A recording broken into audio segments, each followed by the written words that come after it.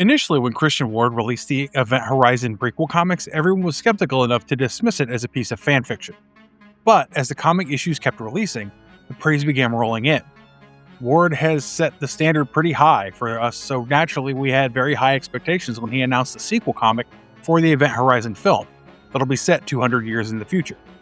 And of course, he delivered as the sequel comic came out the gate swinging while introducing us to a whole new roster of characters living in the future set 2 centuries after the OG film.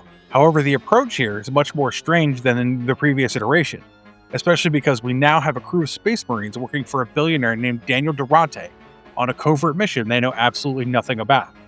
Now that the second issue of the comic is out, without wasting another moment, let's chat about it.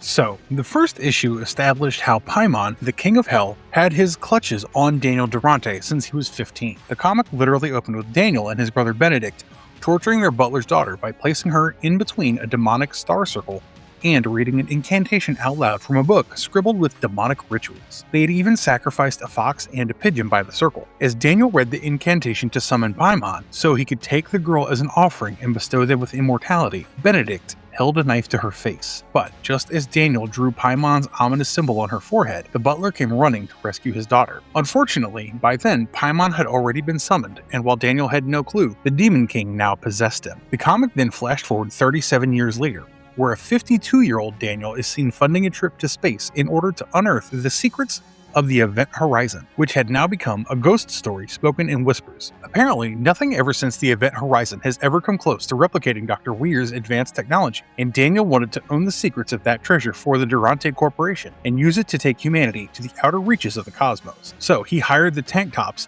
under Corporal Alexander Krause's leadership and had them explore the remaining half of the ghost ship. The crew that was sent to explore Event Horizon included Sergeant Rob Crowley, Medical Officer Yang Zhu, Corporal Melissa Drake, Private Billy Huxton, Corporal Peter Powell, and Private Koji Endo. As Daniel and his AI-driven synthetic wife Annabelle witnesses all of it from the safety of the Virgil, Krause picks up faint life readings coming from the Event Horizon. As it turns out, Ensign F.M. Justin from the Lewis and Clark's crew was dead, but preserved well inside the stasis pod of the ship. But the Tank Tops are even more stunned when the payload sent by Annabelle is revealed to contain Daniel's ex-wife, Skylar. Her presence immediately saw a spike of life readings on the ship, as if it was coming to life. Krause immediately sensed something was off and decided to abort the mission, but before he could do much, Annabelle decapitated him with a slash of her hand. Meanwhile, stranger things started to happen aboard the Event Horizon as the ship's navigation comes to life and it starts to move. That's when a 232-year-old Lieutenant M.L. Stark,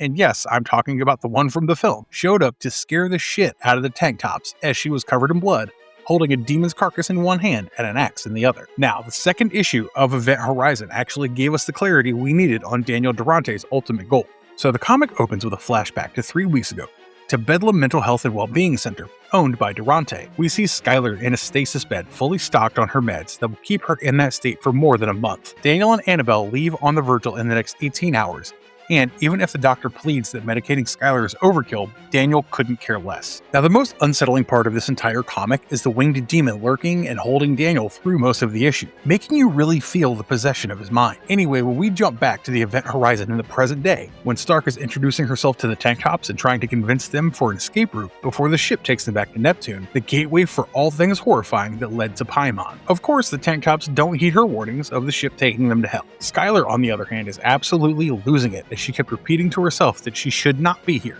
and this was all a nightmare she could not wake up from. At this point, it's already clear that Daniel was torturing Skylar and holding her against her will. We then get a flashback to Skylar Mooney's backstory, as she was born in the year 2232 in a family that has served the Durantes for generations. She was a happy child until the time the 15-year-old Durante brothers had dragged her into a creepy room when she was not. It didn't matter if she felt uncomfortable, as Daniel believed that his family owned Skylar's family, which gave him the right to do whatever he wanted to her. But now we can connect the dots of how Paimon was summoned and has been latched onto Daniel ever since. But in this comic, we don't see Paimon as the same eerie red-faced eyeless demon. Instead, we always see a demonic angel with large black wings floating behind Daniel, which leads me to believe that it might either be Paimon's demon representative or the Red God of Chaos himself, but in a form that would make it easier for him to manipulate Daniel. Anyway, when Skylar was 22, she left her father behind to leave the Durantes. While her father insisted on her to continue with the family job, she insisted on breaking free even though the world outside was literally falling apart, with billionaires like the Durantes running it. Because everything is now automated, there are barely any jobs left for human beings, and all we see is a lot of drone bombings being carried out for improvement purposes, even if it comes at the cost of lives considered to be low-quality individuals proved to be collateral damage. Skylar's father was not happy to see her leave a perfectly good life behind, but she still tried to make her own way. Even if it wasn't easy, she kept telling herself that she was happy with her choice to leave that cushy life behind. However, poverty often leads you to make choices that reluctantly leave you trapped in another cage. Sometime after Skylar found out that Benedict killed himself, Daniel found her. He was now running the Durante corporations, and before you know it, Daniel charmed Skylar over. We see the demonic angel speaking to Skylar through Daniel by almost shoving his tongue to merge with Daniel's. By then, Skylar's childhood memories had become distant to her, as she really did end up dismissing them as the hijinks of two teenage boys. She believed that Daniel was now a different person, and more than that, she wanted to change her status in life. Within a few years, Skylar and Daniel got married, and all she hoped was for her fairy tale ending. But one day, she found a hidden room inside the house with a board that was full of demonic incantations connecting to photos of demonic beings. Apparently, everything in this research led Daniel to the same conclusion, which is that trauma is key, and in order to power up the Event Horizon to achieve immortality, he has to make a trauma battery. Before you know it, Daniel started convincing Skylar that she had demons in her head, and soon he made her life into a living hell. In less than a year, he started holding her captive and forced her to take drugs even if she wasn't ill. That went on for at least 3 years before she tried to escape for the first time,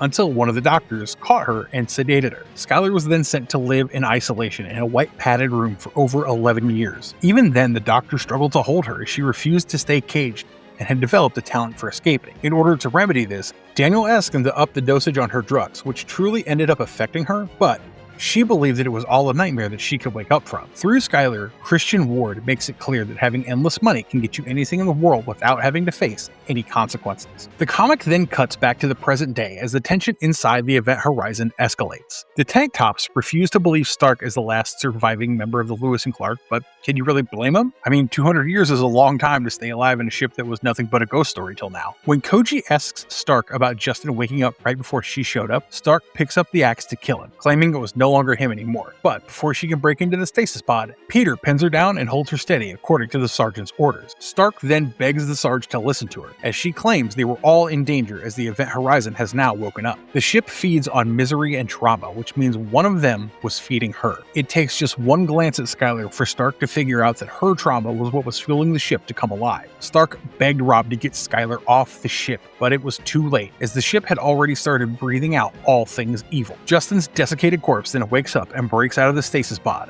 claiming to feast on Skylar's delicious trauma. The ship was talking through Justin's body and mentioning how she had been asleep in a wonderful place somewhere else for a very long time, but now that she was awake, she insisted on taking everyone back to that same wonderful hell. Before you know it, the next 2 pages smother us with a full-on attack from a demon that's all veins, bones, and flesh that kept emerging inexplicable monstrosities. Of course, it was not made clear where they all came from or how they could all exist in a room with all these other characters standing, but it's very, very gross and scary. Before you know it, half the tank tops are ripped apart by these monstrosities, and amidst all this chaos, all Skylar really does is repeat how she should not be here while trying to fight the voice of her father in her head, asking her to know her place in the world and holding her responsible for leading herself into such a situation. We then see Stark lift up her axe to take a swing at Skylar so she could no longer act as fuel to feed the ship. It wasn't personal, but for her it was the only solution. But Skylar stops her as she remembers her talent for escaping and assures Stark that she can help them out, as she's always been good at getting out of places. Well, that definitely stops Stark as she helps Skylar up and runs to find a way out of the ship along with Sergeant Rob Crowley, who seems to be the only surviving tank top at this point. By the end of the second issue of Event Horizon Inferno,